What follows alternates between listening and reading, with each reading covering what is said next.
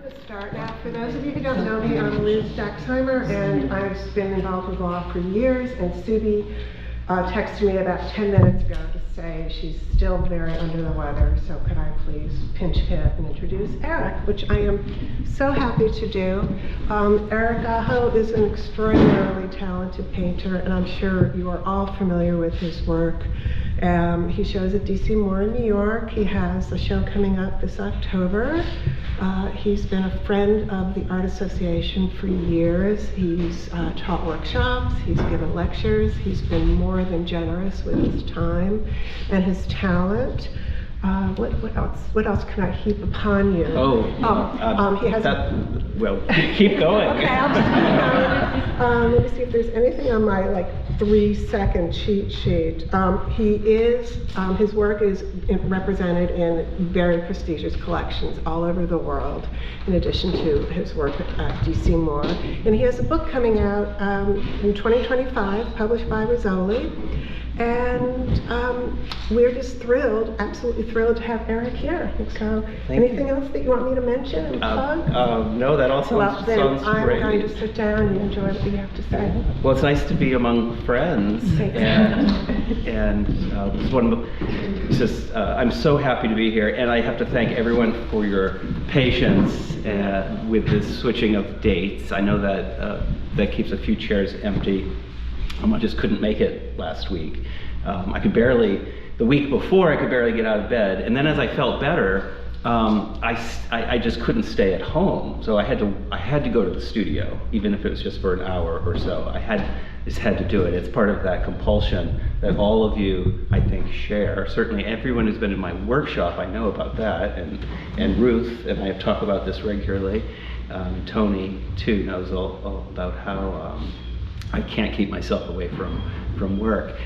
My wife pleads with me to just take a break, but this here is taking a break too, and it's an important break because it gives me a chance to think about my own work. I'm happy to share it with you, but I'm also getting something huge in return, which is an opportunity to share very new pictures. So I have most of these. This is a new slide talk.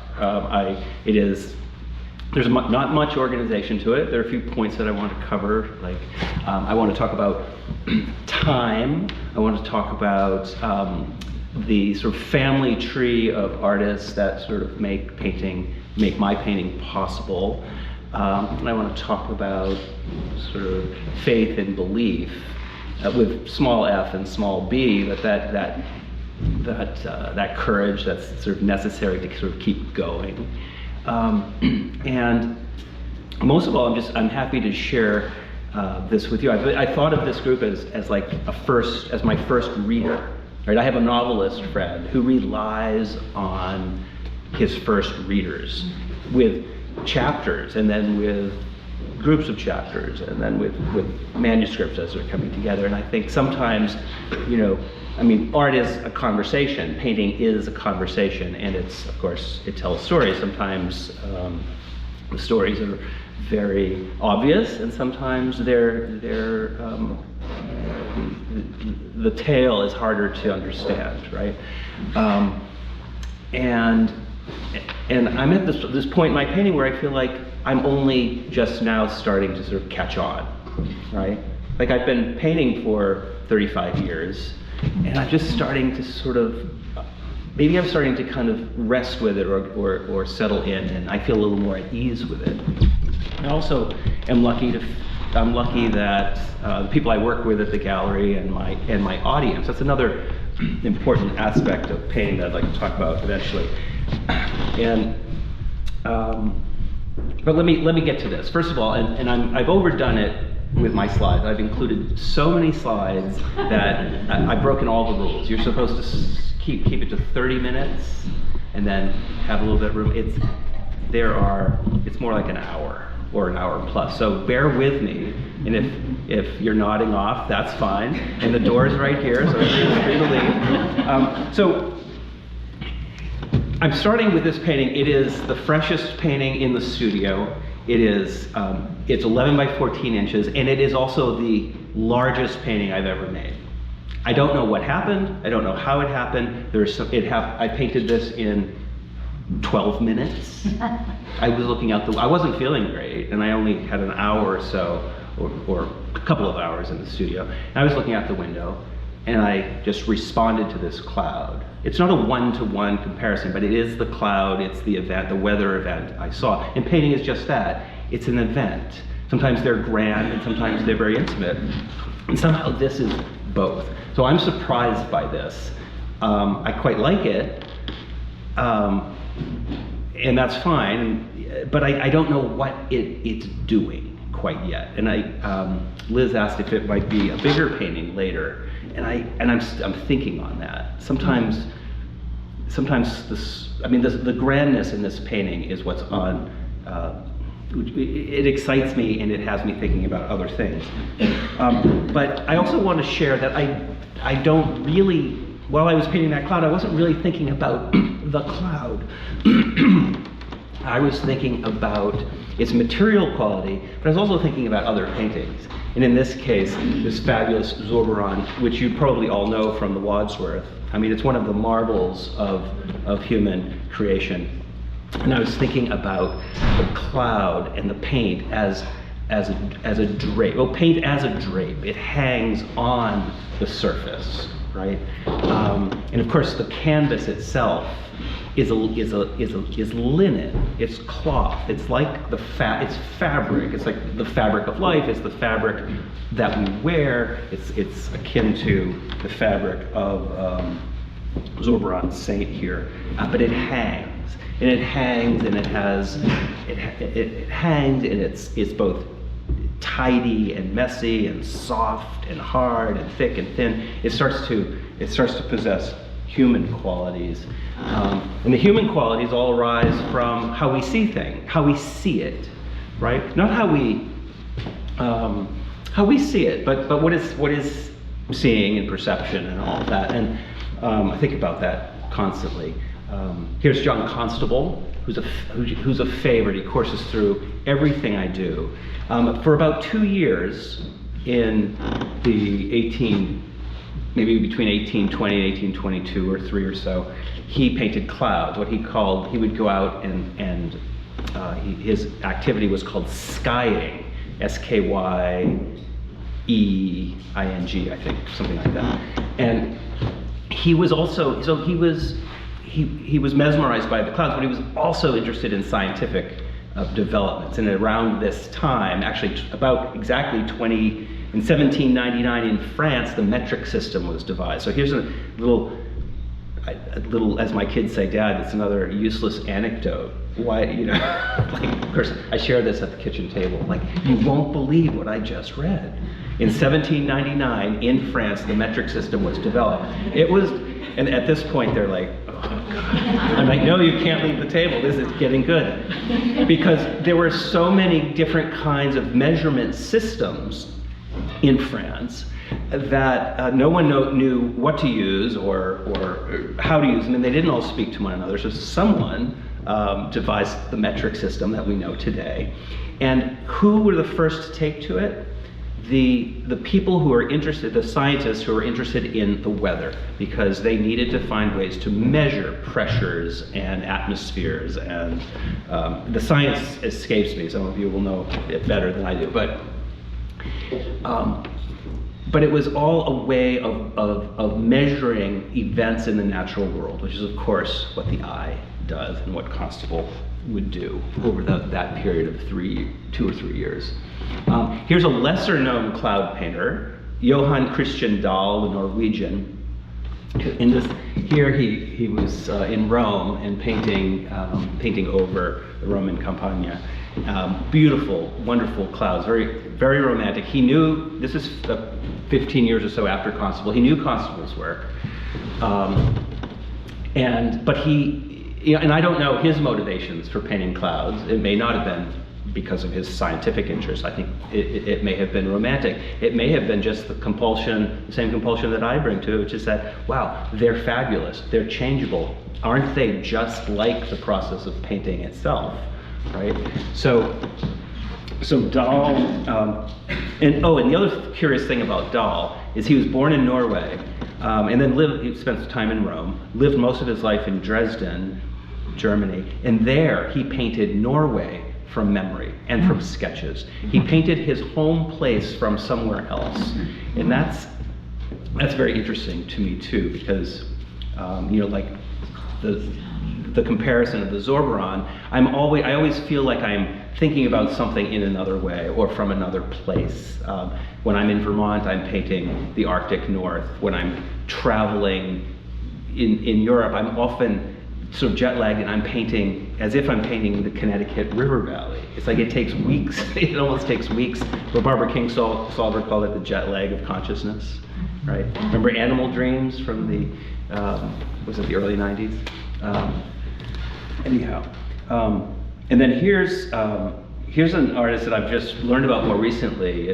This is at the Met currently. You can see it. It's part of the Eugene Victor Thaw collection. Simon Denis, and Flemish painter. Again, I don't know his motivations for painting clouds, but this is 20 years before Constable. So I'm curious now, did Constable know about Denis? What led Constable to make those marvelous cloud paintings, which stand on their own? We know Constable's other paintings, and there are a couple. There's at least one other in my talk here. So we know his paintings, but what led him really to make that decision to exert his energies on that sort of marvelous, delicate, changeable thing of the cloud? And so my question is, my proposition here is that maybe he saw it just as an act of painting, or akin to the act of painting.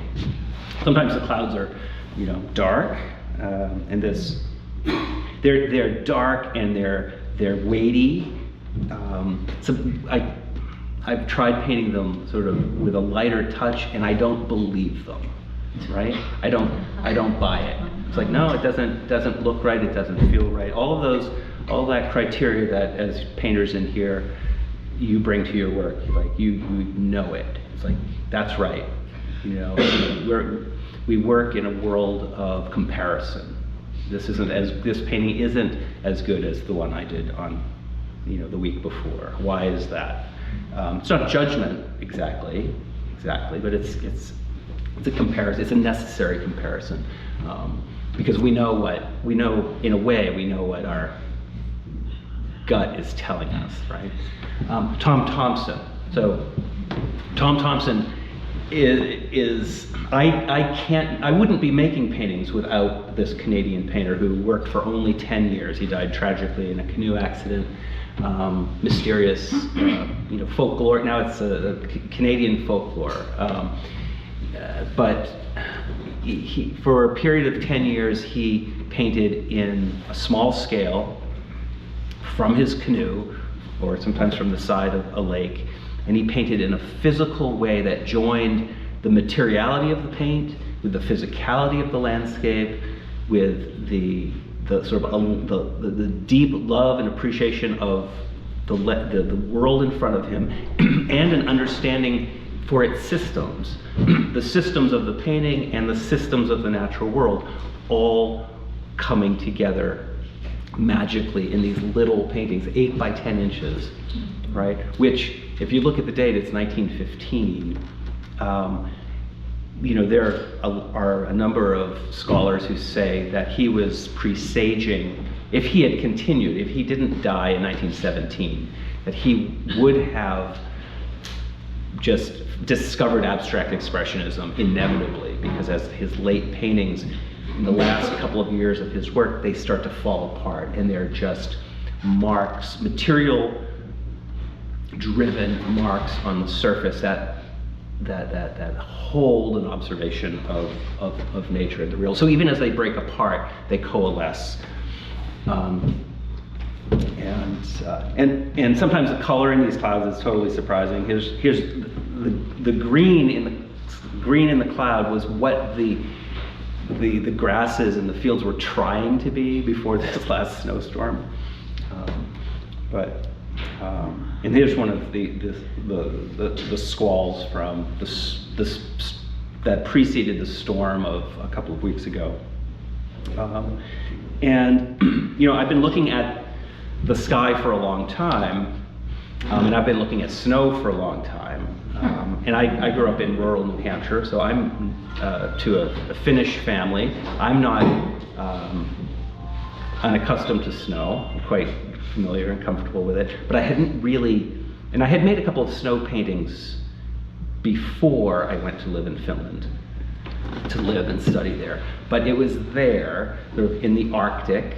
I mean, I was in the Helsinki area, but I also spent several months in the Arctic painting in winter, and the feeling of being at the edge of the world,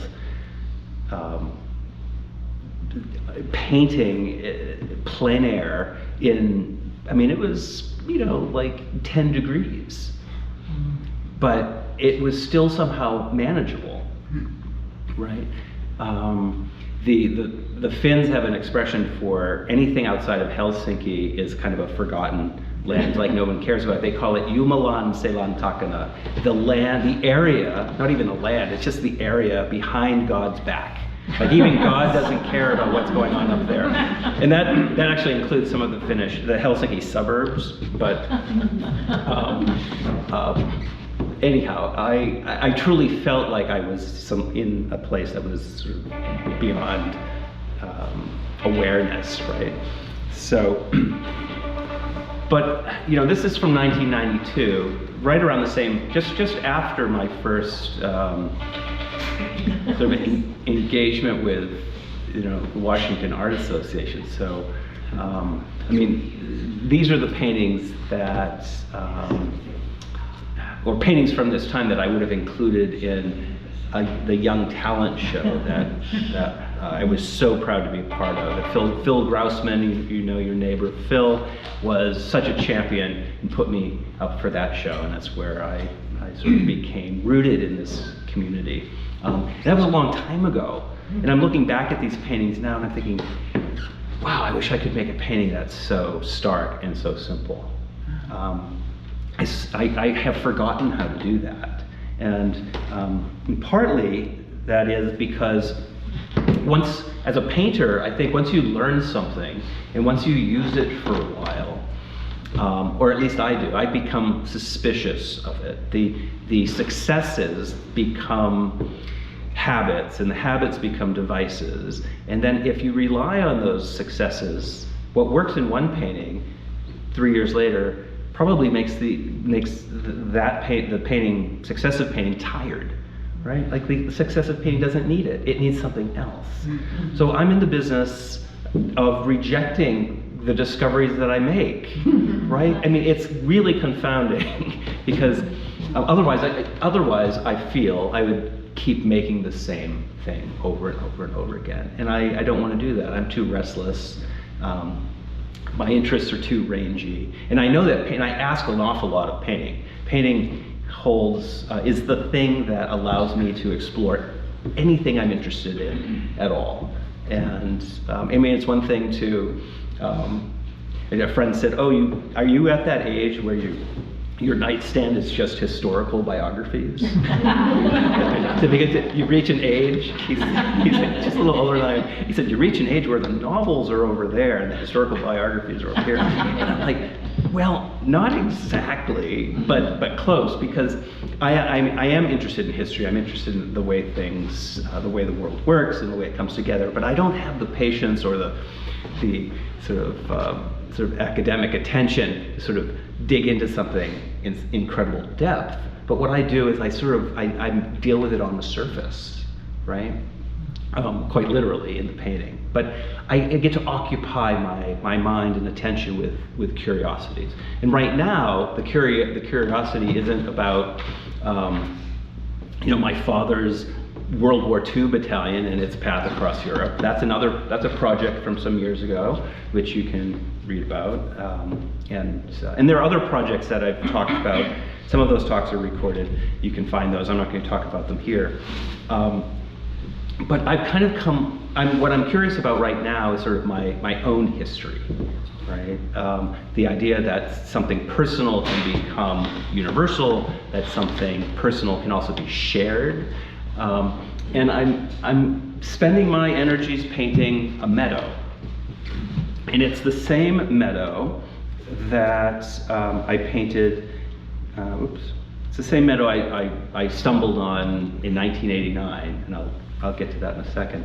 But I'm not looking over it, I'm not looking at it, I'm looking within it, right? So I'm discovering totally new surfaces. I'm looking more closely, but at the same time I'm not paying attention to anything that I'm looking at. So the subject then becomes more about the activity on that canvas. And this is a winter painting from 2015, 10 years ago or so. And it has very different concerns. It has some of the same mark making, but it's broader and it's a little bit more conceptual. It has a distance in the background. This is actually one of those devices that I was talking about. In so many of my paintings of the past 10 years or 15 years, off in the distance there's a sort of unreachable sort of utopia. It's a beautiful horizon with a sky, some cloud cover, or different weathers, different times of day. And I've been using that because I need to be able to so I believe in that, right? It looks wonderful to me. And then because it's sort of like Constable said, the sky is the chief engine of sentiment in his paintings. When I started using that sort of, I'm going to continue to call it a device, it allowed me to do anything I wanted in the bottom 7/8 of the painting. I could make it as messy or as succinct. In this case, it's just two white lozenge shapes. They're very flat, they're white, but they also recede and they represent snow and that beautiful covering of snow, which is another surface, which is of course what painting is. And I remember when I was in graduate school, when I was an undergraduate and thinking about graduate school, the English painter John Walker came to talk to the students, and I was a printmaker. I wasn't a painter. I was terrified to paint. But he was going around critiquing the graduate students, and the undergraduates followed him, listened in. And there was this one student, and the only comment I recall, and I remember, so I'm aware of this too, like in a talk like this, you might only go away with one thing. You might remember just one thing. But John Walker said to this student, "Too much white paint." And that, stop using white paint, too much white paint. And I didn't understand, why not use white paint, but I adore white paint. It is to me, it's reflection, it's the reflective quality of light. Of course, white paint can make your paintings feel dull and chalky. You have to be really careful about how you mix your colors. But if you use it directly, it's sunlight reflecting off these surfaces, whether it's the snow or the side of a house, side of a barn. So the paintings are full of these meadow paintings. These are the dried grasses and weeds and wildflowers that sort of poke through this new snow. And they set up, the closer I look at not looking at the field, they surprise me. They take on new forms, and sometimes the forms remind me again of other paintings, right? So what a surprise it was for me to see this and recognize in that, there's a moment of Philip Guston here. Do I get to actually be attached to that lineage, to that legacy? Is my painting, these are just marks growing out of an experience in a field, but do they connect me to this family tree? I think as painters, we all have to sort of believe that what we do matters, and what we do, and painting only exists because of its relationship to other painting, right? We are all part of a shared language, and that language has many dialects and many there are many different languages, and there are many dialects and subsets of dialects. I mean, it's such a broad umbrella, but it's a marvelous thing. So, just as I was thinking about that earlier Finnish painting, I took a little sojourn to the Maine coast, where I spent a lot of time in the summer. And this is to Prout's Neck, and this is just really probably the very place that Winslow Homer painted towards the end of his life, and I was really pleased about the sort of more minimal quality that I could achieve here, because I needed to take a break from the sort of chaos and the mark making of those new surfaces, because I needed to understand them better. I needed to find a way to believe in them. So I needed to establish some kind of comparison, like what else am I interested in? What else can I do that stands in contrast to that? So there's a little group of Prout's Neck paintings. The snow sort of underneath this stormy sky. So there's the light is very the light is almost suffocated, right? But they also, I didn't travel there without. I mean, I have a bag of tricks, and Winslow Homer's in the bag of tricks. Of course, I was in his literally in his backyard. And this is one of my all-time favorite paintings. Everyone saw the Homer show, I hope. Yeah. Speaking of historical biographies, did you read William Cross' biography of Winslow Homer? I think it is the only biography of the artist Winslow Homer, and it's marvelous. And this is one of my favorite paintings. Pardon me. Homer. What I noticed in most of his paintings, many of his paintings, 70% of his paintings, is that his subjects are suspended. The fox, in this case, sort of floats across the snow. The crows hang in the air. The waves crash, and their spray is also hanging. You could say it's an arrested moment, or heaven forbid, don't call it a captured moment, right? Like, let's call it an arrested moment. But I think of it more like a suspended moment. And then you'll recall the girls on the swing, the boys in the hammock, the fish jumping from the water, the anglers whose fishing lines hang in the air. So much in the waves, so much of it's suspended, right? So, what's he trying to say? William Cross has lots to say about Homer, and you'll learn more there. But I also think he's talking about the very act, the very process, the very nature of painting, right? That he's suspending a world here that he's seen. He did see this fox, and he did see this fox harassed by crows against the waves, and probably in this very field. He didn't paint it from life. So, of course, the observation's suspended in his memory. The paint hangs on this canvas. It's suspended on that canvas, just as that canvas then is going to hang on a wall, right? So his action in that painting, his activity in that painting, and then whoever is so lucky to then possess that painting hangs that, and then their experience with that painting also remains suspended, right? Unfortunately now, in these things, we can visit these paintings in their homes, in this case in Philadelphia, as old friends, right? And that's what that collection of paintings at the Met felt like. It felt like a sort of a big party of old friends. And so in this last one, I took some liberties, and I put in the fox shadow. I did not see a fox, but I did see these blackberry brambles, likely the same ones that Homer painted. And there they are, strained in the snow. They're arched you can see them there. There's just in the distance there. I get up a little bit closer. They're strained in the snow, and that means something too.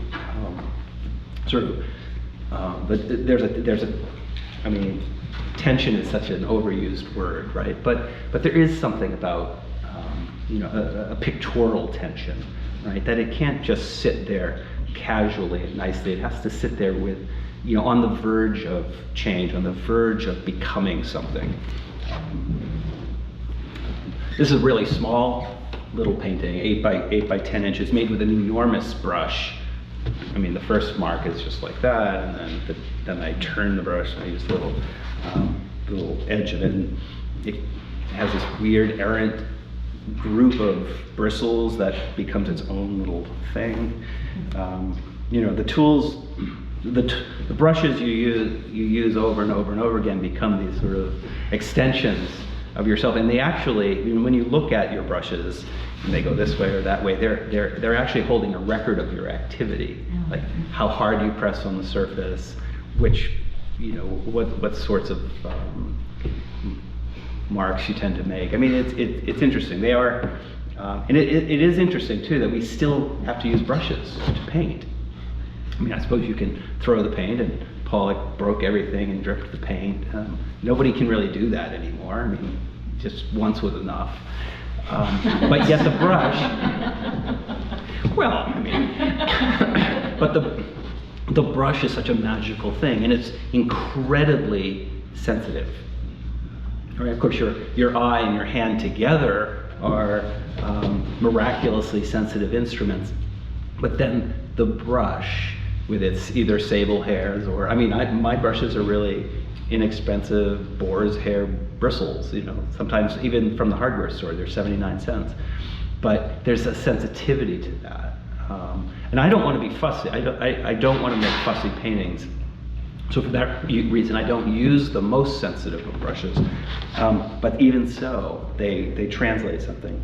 Oh, by the way, this is a big one, a big painting, which I put up here because I wanted to look at it differently. I also, as first readers, I just wanted to see your faces. This is a painting I'm not convinced by. You know, I think that I just sort of, I hit all the sort of marks, and I feel, it doesn't feel to me like it has the presence those smaller paintings have. And this is huge. And it's, I'm not sure it has the intimacy that a big painting sometimes offers. So I'm talking it through with you, basically, and I'm not sure what to do. I mean, I won't go back and rework this, but I do have a companion canvas that size, and I wonder if I'm going to go back and make another version. Fortunately, we'll have snow for another couple of weeks. Make another version that reflects the material quality of the smaller ones a little bit more. And I don't typically work with studies. So, you know, the little paintings are not studies, they are unique experiences, but they do help fuel the experience of the larger paintings. And this is another little group of another first snow, the snow hanging on the grasses. The challenge was really to make like that, the yellow, the glowing yellow of those stalks of grasses, how to replicate that experience, right? Or not replicate so much as approximate. This one's for Tony out here. This is an 8-foot by 10-foot monotype. This is sort of the culmination of my undergraduate work at the Massachusetts College of Art. I was a printmaker. I was a printmaker because I was terrified to paint. I didn't realize that until many years later. I was afraid to paint. I did not want to give up my previous successes. I did not want to give up what I was good at. I wanted to grow and expand. That's what printmaking allowed. Printmaking was another way to just sort of explore drawing. And I was very much interested in, this is an autobiography. This is a self-portrait in the corner, and then these are all of my Finnish relatives who died well before I was born, whom I only heard about through stories, and I had no access to. And now I've had access to them because I've I've been to places. I've found the farm where my great grandfather was a tenant farmer. I've sleuthed things out, but at 18, 19, I didn't have access to that. I could only imagine it.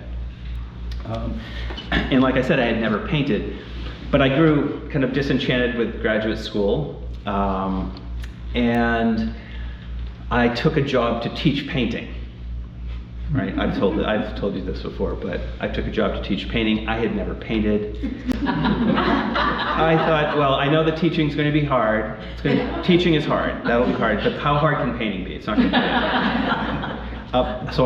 And this is at the Putney School in Vermont, a wonderful arts-centric, independent boarding school, a world away from my own experience from rural New Hampshire. And I loved every minute of it. I like, why didn't I know about this when I was a high school kid? I arrived in June. My students would arrive in September. I had a few months. I said, I can figure this out. Of course, the cruel, the generous cruelty was that my little apartment had the most magnificent view of the valley between Vermont and New Hampshire. I looked out over Mount Monadnock, and I saw sunrise there for 2 years, over almost every day over Mount Monadnock. 35 miles in the distance, and it sat there like Mont Saint Victoire, magnificent. But I thought, oh my God, I'm never going to paint a landscape. I'm not going to. How can I paint such landscape? It's such a cliche. What am I going to paint? Sunrises over the mountain? No, I'm not going to do that.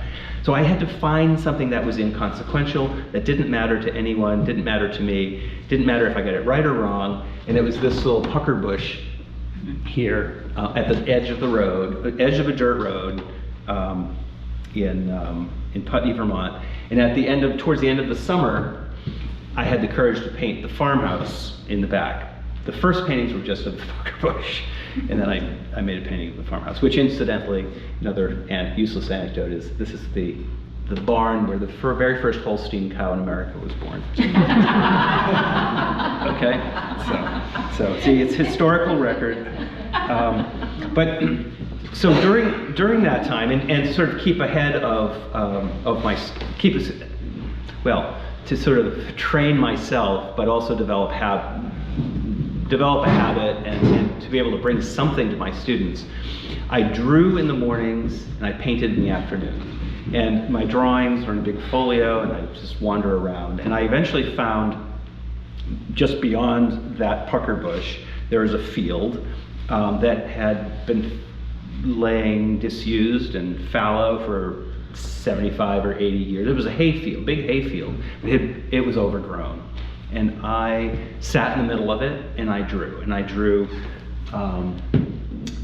with charcoal and pencil, just what was at my feet, basically. And, the weeds and the flowers, the milkweed at the edge of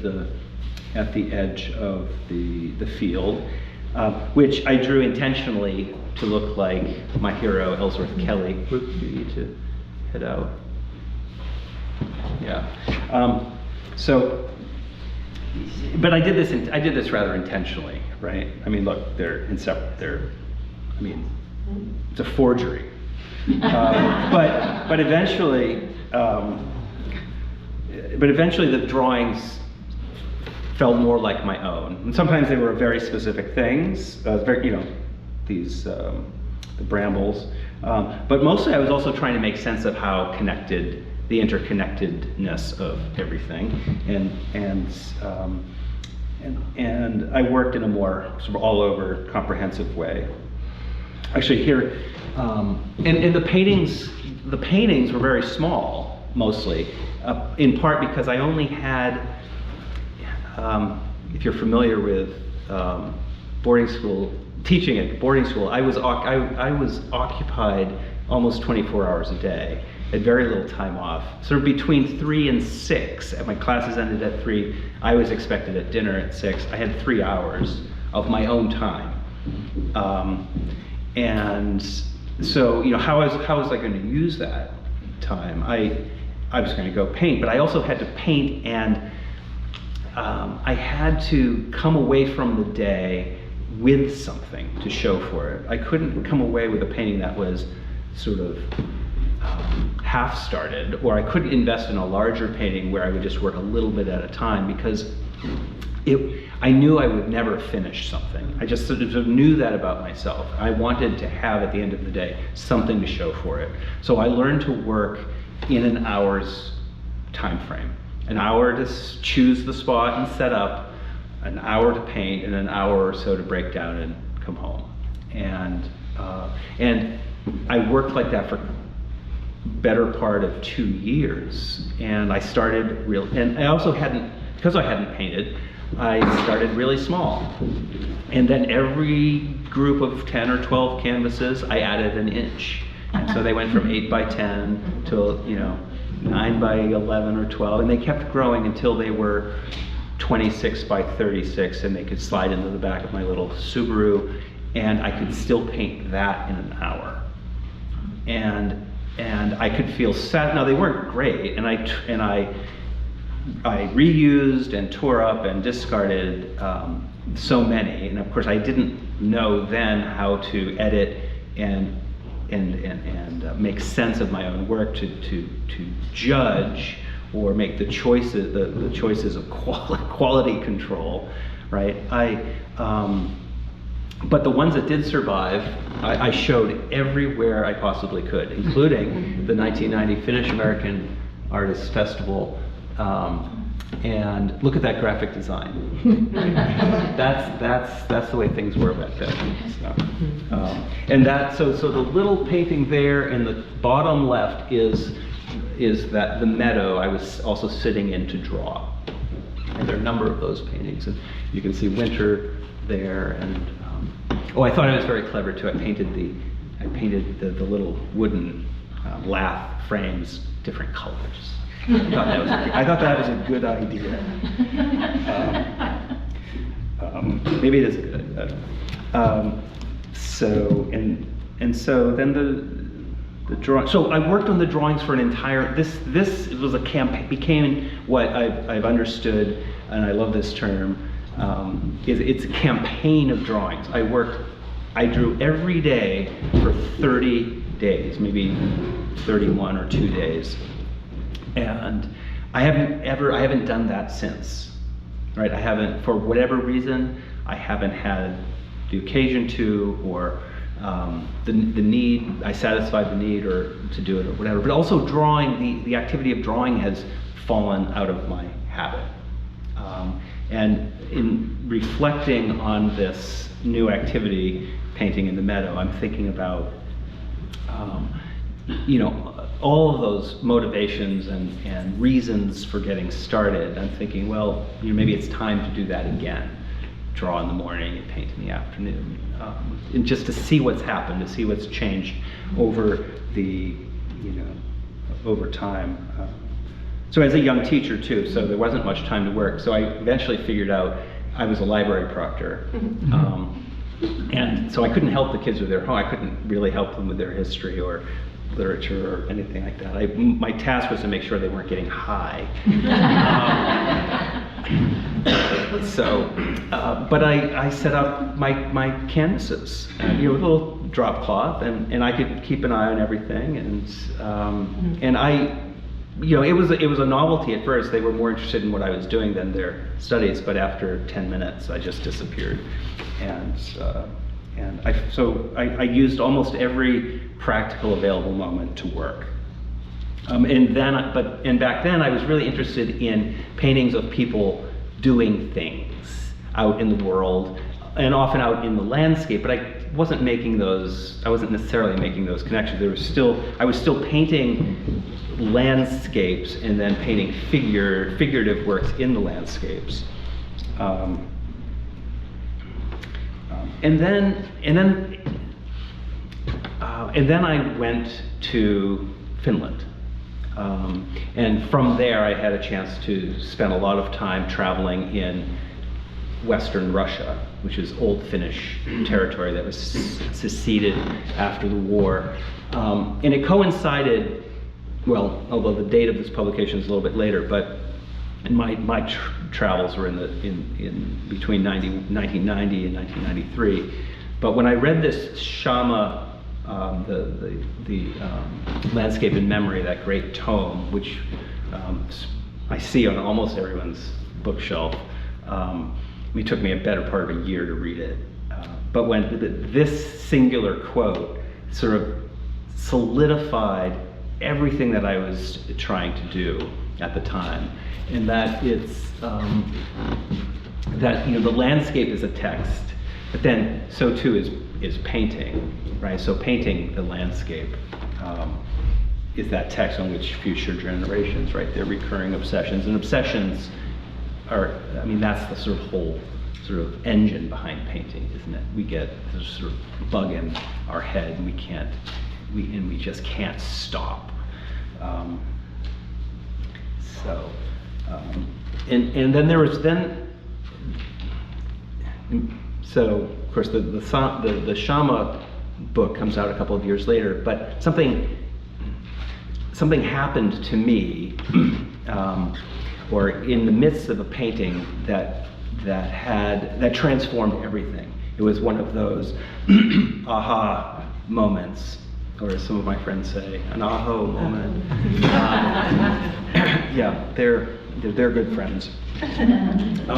But I was on one of these wonderful trips. I mean, really, I was living and sleeping in my car, living pretty rough in Western Russia in 1993, and there I am on the edge of the White Sea in a little town called Kemi, and it had just been opened up to foreigners, right? So I was among the first Westerners to step foot in Kemi, Russia for, I don't know, 100 years or so, like an incredibly long time. People, I mean, it was I was a curiosity and a novelty to school children and passersby and people in the streets.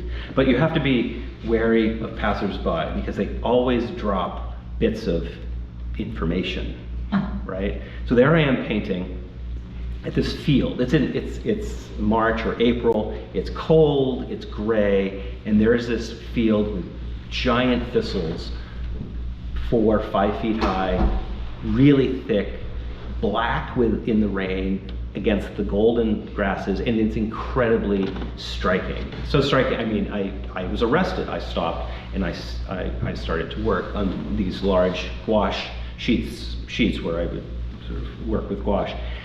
And after a little while, I'm in the middle of one of the paintings. This gentleman cycles up to me, hops off his bike, says something in Russian. I say, "Oh, I don't speak Russian." Then he switches to perfect Midwestern American broadcaster dialect. He sounds like Tom Brokaw. And he says, "You know, this is the site of one of Stalin's purges." He said, the field is littered with the slain townspeople from years before. And he said, only, according to legend, only the thistles have grown there since. And then, I mean, I was shocked to hear that. And then, as I was registering it, I said, "So how is it you speak English like that?" And he said, "Oh, I worked as an interpreter in Stalin's army during the war." Remember, this is 1993, so he was in his 70s, I guess. And he said he was in charge of intercepting American broadcasts and translating them, and broadcasts, I guess, of news, but also of secret material. Anyhow, I was surprised. And then he hopped on his bike and left. It's not like he lingered and chatted with me to help figure this out. But I went back to my painting, and here, this is the thing. It was not the same afterwards, right? It was just, before, it was a beautiful field. Now it's a beautiful field with a story. And I felt like something just landed on my lap. So the painting, I made 2 or 3 paintings there. There's 2 of them. I didn't set out to make them as, I didn't know what I could do, but I realized later the painting was it had to become a kind of memorial, right? And that every place we work has a story to it, right? That every place, I mean, sometimes that's historical. I mean, Sally Mann's wonderful photographs, evocative, mysterious photographs of the Gettysburg battlefields, right?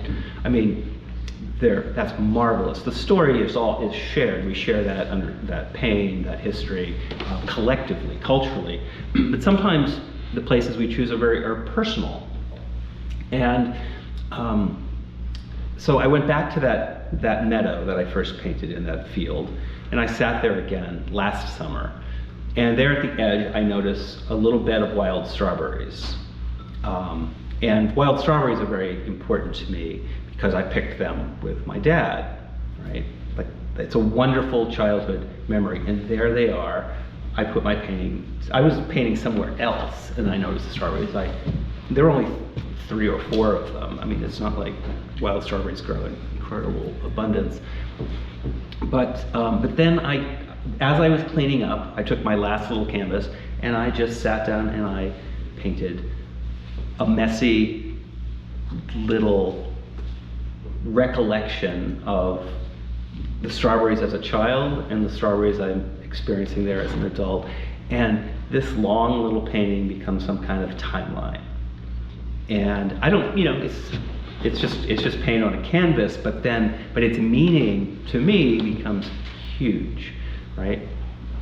And then, so I started thinking about the landscape as a biography, as an autobiography, but then, of course, can it be a shared biography? How does the personal become universal?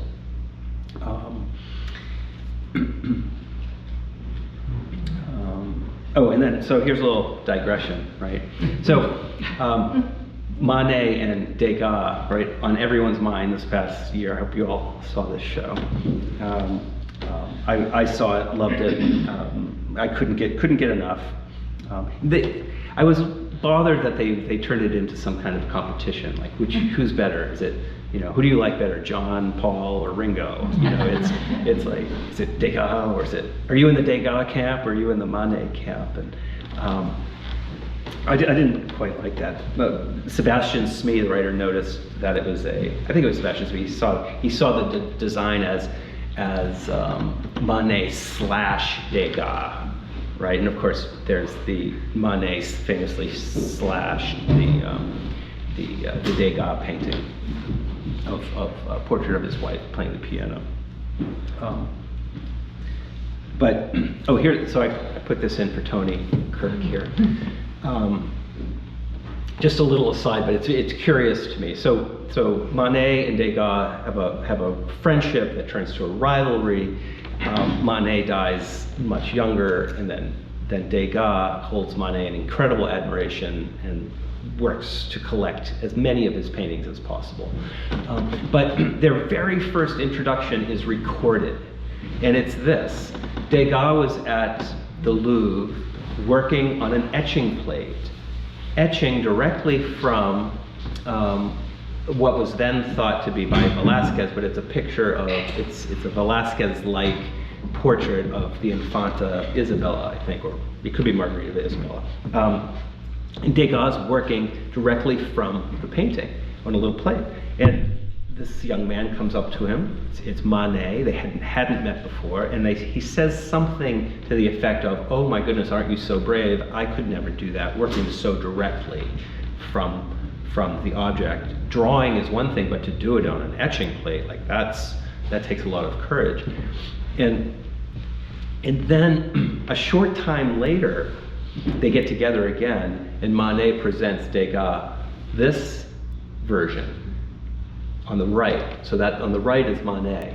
Manet went home and worked from a drawing of the same painting in a mirror, and he reflected it, it reversed itself so that his completed etching faces in the same direction as the Velázquez painting. So what I see there is a sort of conceptual gymnast. This is what sets them apart. Manet is a conceptual gymnast. Like he saw that he saw a flaw in what Degas, in Degas' direct improvisation. He saw the flaw. The flaw was, like, you had to think about it, do that, but think about it again on another level and turn it around. Degas hadn't thought to do that, or didn't care. So that's right there from the very beginning. It sets them up, and it also reminds me that, you know, we paint the way we live in the world, and the more that we paint, the more we're engaged with our work, the more our own habits, personalities, shortcomings, successes, failures all shine through, and we truly work the way we live in the world. And, you know, so after that wild strawberry painting, I continued to paint in the meadow, and I thought, oh, I'm gonna make a really big painting, and I started with the panel in the center, and it just kept. It felt crowded. It wasn't enough, so I added the one on the right. And then I had used up my 2 available canvases. I had to wait to get the materials and get the 3rd canvas. So you know, several weeks went by before I could finish this thing. And in the meantime, I'm thinking about that idea of autobiography. Can a painting of the landscape sort of exist for me as sort of my autobiography? And then who would care in the end? But we don't paint for an audience first. We paint for ourselves first. So I need to feel satisfied by that question, by that query. So, but again, I think I wanted also to, like, how will it become a shared biography? And that led me to this idea of well, maybe then, because it's about the landscape, then it would become a topo biography, right? And this is something that I've been toying around with for a little bit, that we all have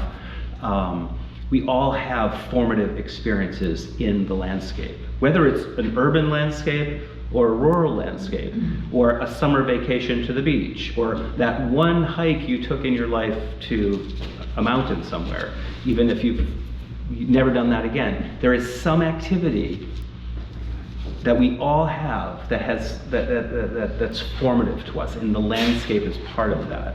And for me, the landscape is hugely formative. It's also sort of staring at me right there, and I've only just really noticed. It's in my very name. So Aho in Finnish means forest glade or wild meadow. And so I'm already sort of painting myself. That's called aptonymacy, right? When your name reflects the activity that you're engaged in. Right. So there's this. So that 3-panel painting is now almost 20 feet long. I'm not going to make it any bigger. But it certainly didn't have much. As much as I was engaged with Monet and Degas, just, you know, for enjoyment, I wasn't thinking about them for much of last summer. I was thinking about Monet, and I remembered back to, you know, the 1980s in art school, when lots of my friends who were at other schools, in their dorm rooms, they all had posters of Monet. I mean, Monet was everywhere, and the Japanese were buying them, and there were record prices. He was in the news constantly, and I was like, oh God, they're just awful. But again, I wasn't painting. I had other interests, and then I since I've had the chance to visit the Orangerie many times, first in my 20s, and then I think several times each decade since, at least 2 or 3 times, and each time they grow on me, right? I mean, this has become kind of a what's that called when you go on a religious journey to a pilgrimage, right? So it's become a sort of pilgrimage because they transform. As I'm growing, they grow too. And isn't that what a wonderful thing about painting? Of course, my friends hanging at the Met Museum change as I've changed. My relationship with Winslow Homer and Constable, all these artists I've mentioned, changes. It's very, very exciting.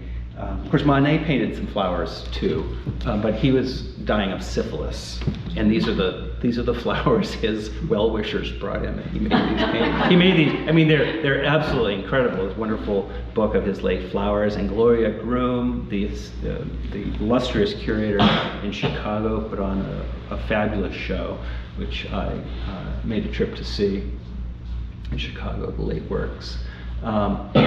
And you know, here's a little homage to Manet in the Monet in the large studio painting.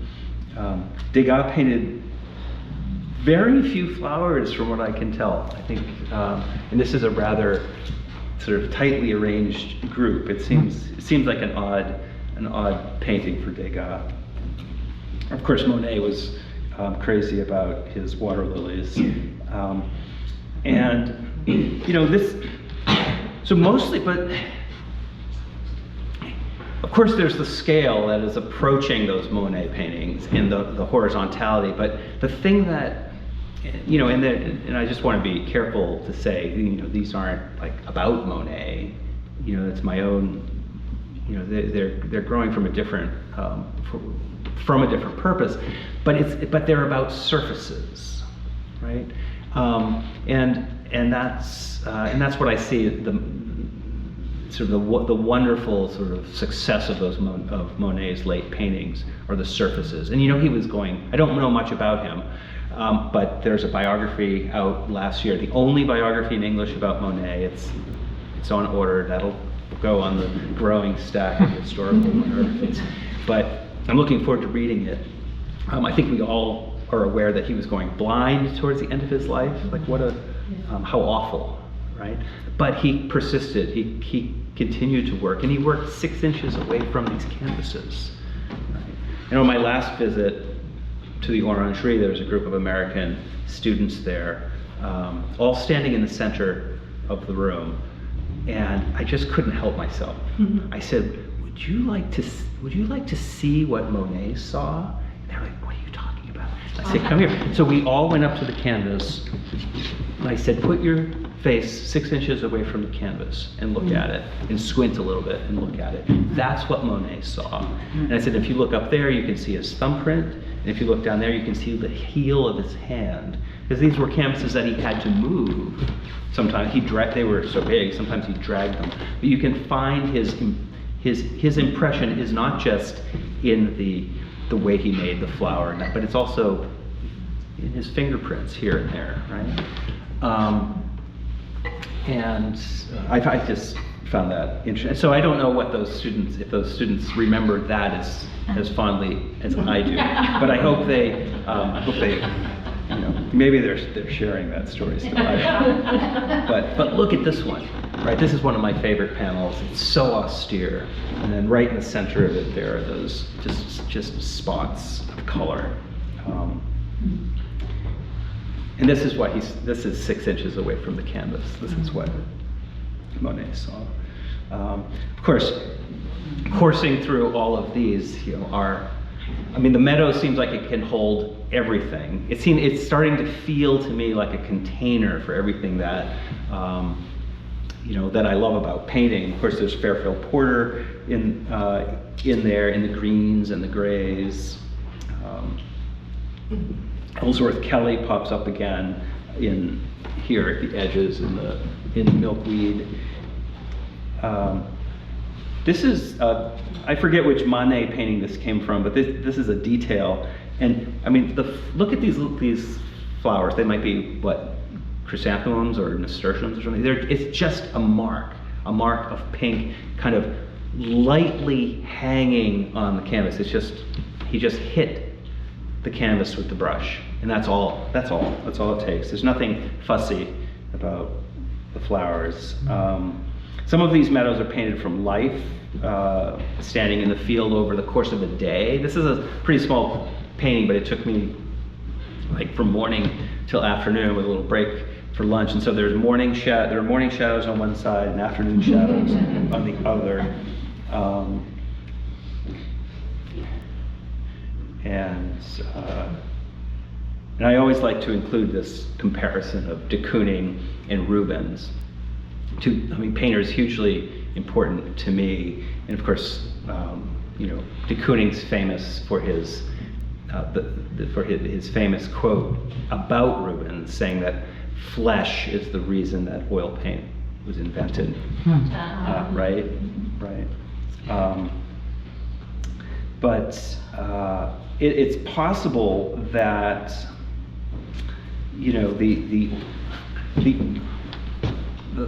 the flesh is the reason the oil paint was invented, but the reason that that de Kooning was responding like that had something to do with the medium he was using, right? This viscous linseed oil and safflower oil. These kinds of oils, plant oils, that have the same chemical composition, their triglyceride composition is almost identical to human fat. An oil is a fat, linseed oil is a fat, human fat. The metaphor hangs right there. And that is something that really, really excites me. And, and also that the linseed oil and the linen of the canvas are from the same source, right? So that there's, I'm painting, the natural world with these materials from the natural world, and that's meaningful to me. It helps me extend the possibilities for the painting and what the paintings can be about. And then there's this poetry here from the Old Testament, from Isaiah, book of Isaiah. All flesh is grass, and I think that I like to add that to the de Kooning statement, because it brings it all back to the landscape, right? And again, it justifies meaning and purpose for me.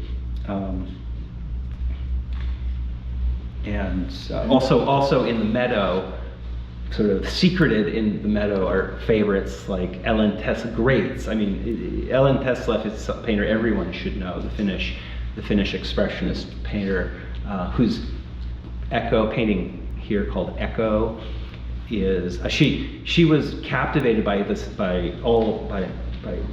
how painting can evoke the senses, and she wanted to do that, of course, in a singular painting. Sound is one of the most elusive of the senses for painting. This one's called Echo, painted 2 years before Edvard Munch's Scream. So just to give you a sort of context there, this Finnish farm girl who, much like what my grandmother looked like in her field in Kangasala, Finland. And here's Agnes Martin, great hero of mine, partly because I so admire the sort of airiness and effortlessness of these paintings, and they're so unlike the direction of my own. So I kind of keep it out there as sort of a high watermark of the other, right? Like if my world is over here, this is another world, and that I admire, and I would like to reach a similar kind of achievement. I have no idea what that would be or what it would look like. It's not going to look like Agnes Martin, but it's a reminder, and I urge painters to hold on to things. I mean, it's great to look at painters who are sort of in your own sort of or in your family tree or on the same menu even, but it's even more exciting to look way outside of that. Like the painter George Nick in Massachusetts told me once, he said, do whatever you want. There's enough room in the world for everybody. Meaning, paint however you want, even if it's, and he's like, oh, and even all that garbage. I mean, he's very opinionated, but there's room for that. Like all of that stuff you can't possibly wrap your head around. And I've realized this about myself. If I can't figure something out, or it bothers me, or I just find it repulsive, then I better think about it some more, because there's obviously something there that's getting at me, and that's been a good exercise, and good to be reminded of that. And I have to credit my wife for encouraging me to keep looking at things rather than just turning away from things that are hard, right? So keep that in mind. There's room in the world for everyone. And how are we doing here for time? Because I'm going on and on and on. We're good? Okay. So speaking of time, time has kind of accidentally, unexpectedly become a tool for me. I couldn't have imagined this as a 20-year-old painter. And I know there are artists here who've been painting, far longer than I have. Ruth.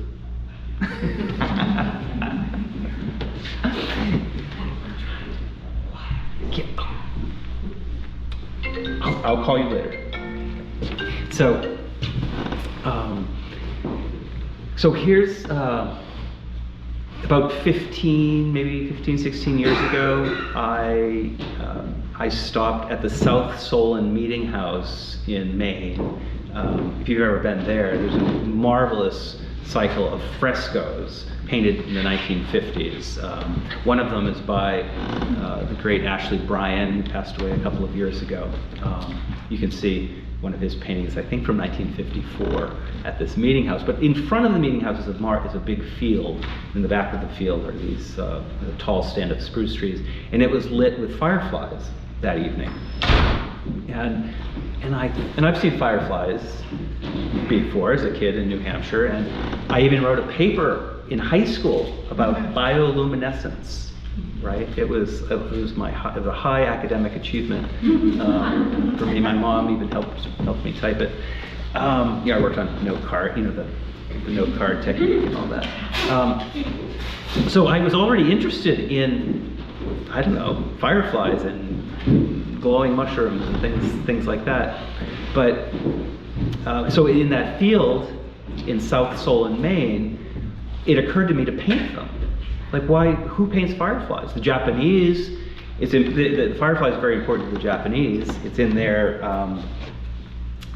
the fireflies are rooted in their culture. They represent the souls of the departed, and they feature prominently in lots and lots of woodcuts of the ukiyo-e period, the Edo period.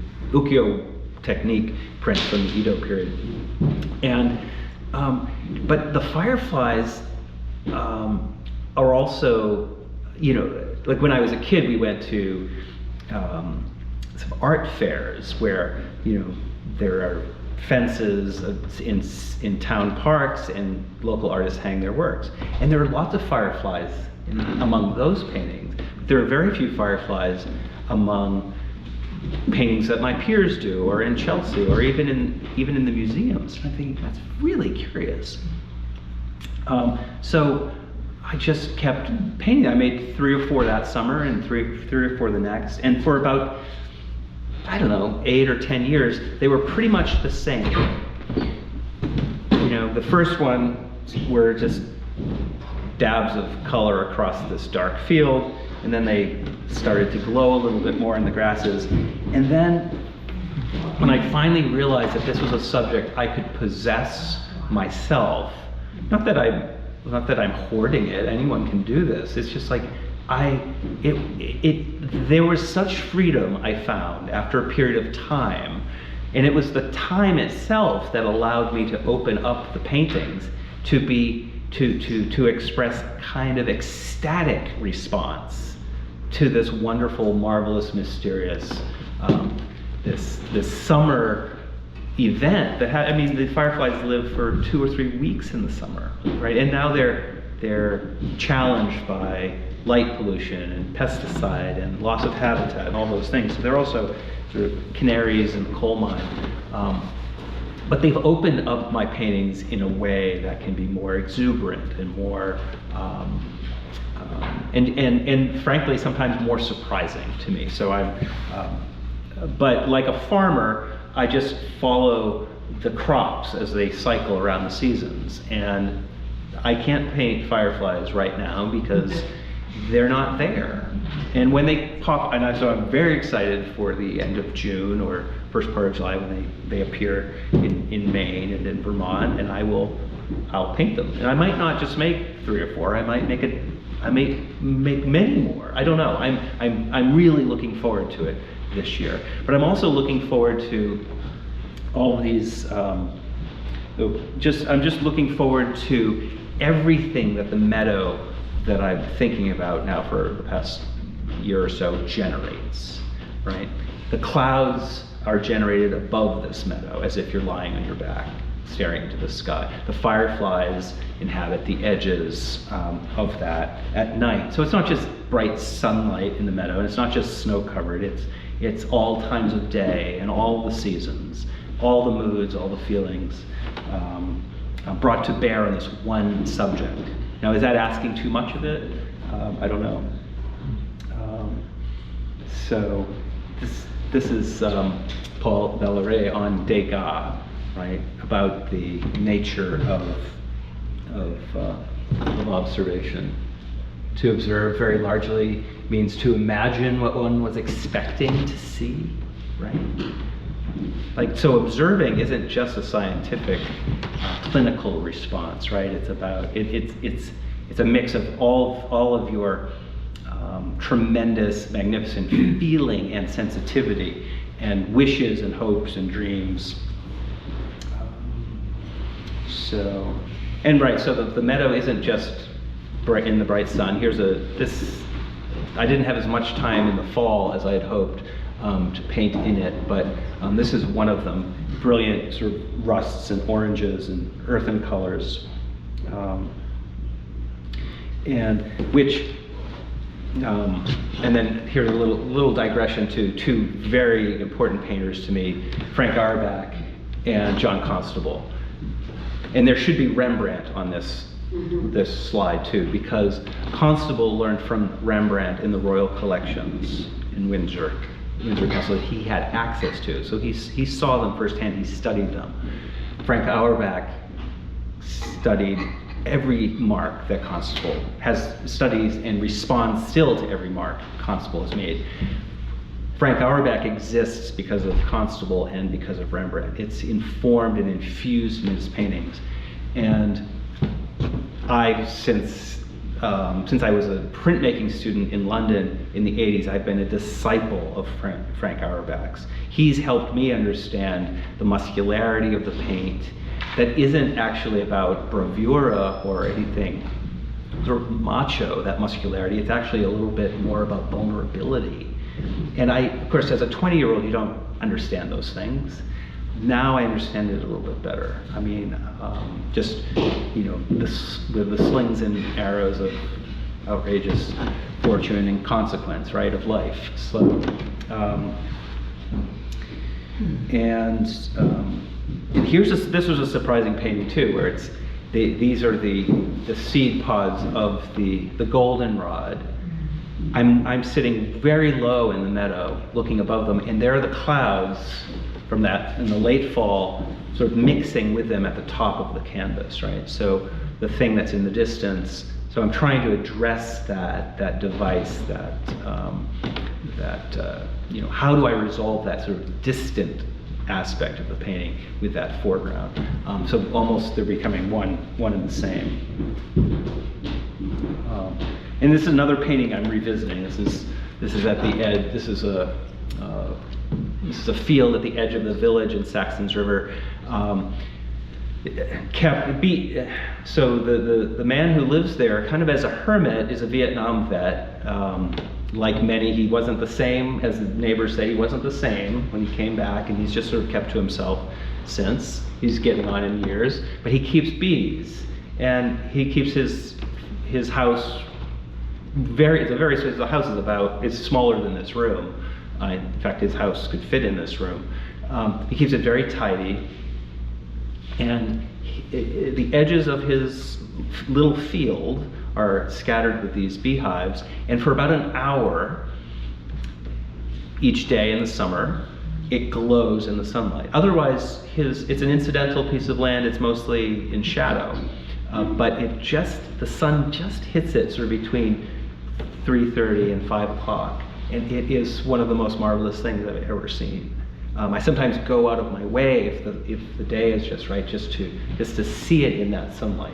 It's a little white clapboarded house in these beehives, and it glows. And so that's become, and it's all in. And I don't know this. I haven't met this man. He's not really up for being met, but he's deeply connected to that little parcel of land he has, and I really admire that. Of course, I'm struggling in my own life, as I think we all are, for connection. Painting is that, very much about that.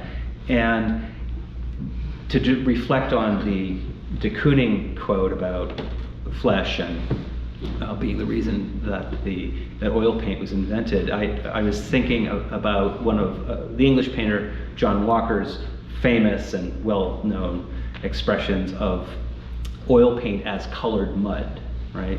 If you know John Walker, you may have heard that. And I like that a lot.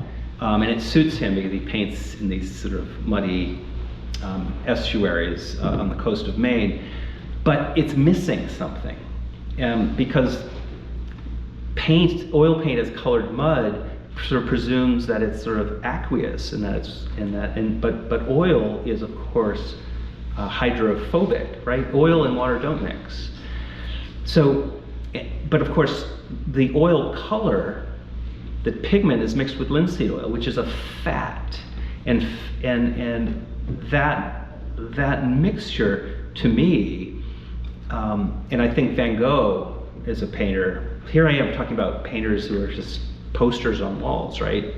Cliches. Who talks about Van Gogh and Monet? But Van Gogh struggled for connection. He was a desperate person. The paint was glue for him. Paint is more, in my estimation, more of a colored glue than it is a colored mud. And it's that glue that it doesn't dry, by the way, it hardens, it unifies and creates a bond. And all of this is chemistry on one hand, which I know nothing about, but it's also the metaphor and the mystery of the painting process, which I find marvelous. And then, I said I'm not drawing on paper so much anymore, but I am drawing in the painting itself, so drawing with a much smaller brush. I've always been interested in, this is a German still life from 1660 or so. It reminds me a lot of the Dutch still lifes I hold in great admiration. But it also teaches me how to use black. I've never used black before in my canvas. The dark areas are always chromatic. They're mixed, lots of different dark pigments together. But here I used ivory black. I chose the highest quality pigment I could find. And I was so surprised by its mixing, the colors that emerged when the scarlet mixed with the black. I was amazed. And I've been painting a long time, and I was so happy to find a new, surprise, to be excited again. And I was speaking with someone earlier about just remaining excited about your work. Of course, you can't hold that same level of excitement all the time because it's work. It's hard work. It's sometimes the hardest work there is, and it's also it's hard work that no one out there in the world really understands or frankly cares about that much. There's a few of you. Most of you are here today.